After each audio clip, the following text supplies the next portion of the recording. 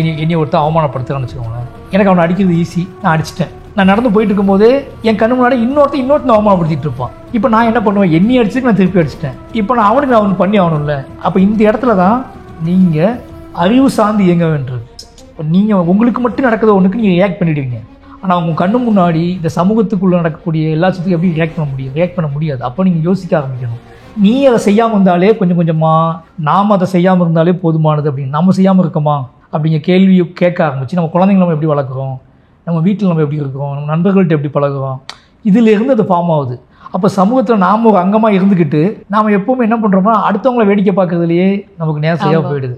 இதுக்கெல்லாம் நாம் ஒருத்தா இருக்குமா, நாம் கரெக்டாக இருக்குமா அப்படிங்கிற கேள்வி இருக்குல்ல. இப்போ என்கிட்டயுமே நிறைய பிள்ளைகள் இருக்குது, இல்லைன்னு சொல்ல. நான் அதை கொஞ்சம் கொஞ்சமாக ஆனால் அதை புரிஞ்சிக்கிற பக்கம் என்கிட்ட இருக்குது. இன்றைக்கி தப்பு பண்ணீங்க, நான் வந்து என் ஹஸ்பண்ட் ஏதாவது பேசிட்டேன், வீட்டில் ஏதாவது வருத்தப்பட்டேன் அப்படின்னா எனக்கு நல்லாவே தெரியும் இது நம்ம இந்த மாதிரியான வார்த்தை யூஸ் பண்ணிக்கக்கூடாது அப்படின்னு சொல்லி. நான் போய் சாரி கேட்டுருவேன், என் ஒய்ஃப்கிட்ட சாரி கேட்டுருவேன், என் ஹஸ்பண்ட்டை வந்து கூப்பிட்டு பேசிடுவேன். அதுக்கு ரீசன் என்னென்னா நம்ம ஒரு பரபரப்பில் வாழ்ந்துகிட்டு இருக்கோம். இங்கே நிறைய டிமாண்ட், நிறைய கமிட்மெண்ட் இருக்குது.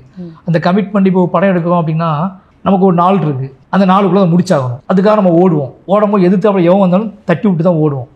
சாரி சொல்ல கூட நேரம் இருக்காது. பட் முடிச்சதுக்கப்புறம் நம்ம வீட்டுக்கு போகும்போது நமக்கு தெரியும், தட்டி விட்டு யாரையோ தட்டணும்னா நம்ம அப்படி தெரியும். அந்த தெரிய மனநிலையாவது நமக்கு இருக்கணும். அவ்வளோதான். அதை யோசிக்கிற மனநிலை நமக்கு இருக்கணும். சரி, இப்போ கபடிக்கு கிடைக்க வேண்டிய ரெகக்னிஷன் கிடைச்சிருச்சுன்னு நம்புறீங்களா? கபடிக்கு இன்னைக்கு கிரிக்கெட் வந்து இன்னைக்கு வந்து விளையாட்டுகள் எல்லாமே கொஞ்சம் பிஸ்னஸாக மாறினதுக்கப்புறம் கிடைச்ச மாதிரி ஒரு பிம்பம் கிரியேட் பண்ணுது. அதனால அதோட தரம் எப்படி இருக்குன்னு எனக்கு தெரியல. முன்னாடி நீங்கள் நல்லா பார்த்தீங்கன்னா முன்னாடி வந்து அது ஒரு பெரிய விஷயமா பார்ப்போம். நம்ம எல்லாத்தையுமே ஒரு வெற்றியாளங்கிறவன் தனித்து தெரியும். இன்னைக்கு வந்து வெற்றியாளன் தனித்து தெரிவதில்லை, தனித்து தெரிவதில்லை. அதுக்கான காரணம் என்னென்னா எல்லா பக்கமும் எல்லாரும் செய்யலாம் அப்படிங்கிற இடத்துக்கு வந்துடுச்சு. இது ஒரு சூப்பர் விஷயம் ஓகேங்களா. இப்போ இதே நம்ம வந்து ஒரு காலத்தில் என்ன நினைப்போம்னா டிரெக்டர் அப்படிங்கிறது பெரிய விஷயமா பார்த்தோம். இன்றைக்கி அப்படி கிடையாது. நீங்கள் டேரக்டருங்க போய் கொம்பு முளைச்சோம்லாம் நீங்கள் நினைக்க முடியாது.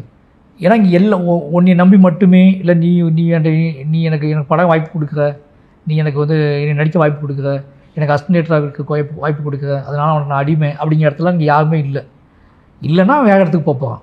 ஏன்னா இந்த சமூகத்துடைய எல்லா வாசலும் திறந்துருக்கு. அதைத்தான் நீங்கள் வந்து இவங்க பயன்படுத்திக்காங்க. எல்லா வீரர்களும் தெரிய ஆரம்பிக்கிறோம். நீங்கள் இவங்க தேடி கண்டுபிடிக்கல. இப்போ ஒரு கபடி பிளேயரை வந்து அவன் கிரவுண்டில் அவன் ஊரில் விளையாடுற வீடியோ இங்கே வந்துடுது. ஆமாம். அதனால் இவன் என்ன பண்ணுறான், அதை தேடி கண்டுபிடிச்சி அவன் கூட்டி வந்துடுது. அப்போ சயின்ஸு, இந்த சோசியல் மீடியா வளர்ச்சி, இந்த நாகரிக வளர்ச்சி மட்டும்தான் இன்றைக்கி இதெல்லாம் மாற்றிருக்கு. மக்கள் சமூகம் டோட்டலாக மாறல. இவங்களை தேடி அலையெல்லாம் பிடிக்கல. அவன் மக்கள்கிட்ட அந்த வீடியோ போக போக அவன் ட்ரெண்ட் ஆகி யாரும் அவன் இப்படி ஜம்ப் பண்ணுறான். நானே வந்து என்னோடய பைசன் படத்துக்கு ஷூட் பண்ணவுக்கு யாரெல்லாம் தேடும் போது நிறைய கிராமத்து வீடியோஸ் தான் பார்த்துட்ருப்பேன். கபடி நடித்தா யூடியூப்பில் அவ்வளோ கிராமத்து இப்போ இளைஞர்கள் விளையாண்ட கபடி இருக்குது. அவங்க ஊரில் அவங்க விளையாண்டுருப்பாங்களா, அவ்வளோ அத்தனையுமே யூடியூப்பில் அப்லோட் பண்ணியிருக்காங்க. அதில் அவ்வளோ வெறித்தனமாக விளையாண்டுருக்காங்க. நாங்கள் அதில் தான் பார்த்து சூஸ் பண்ணோம்.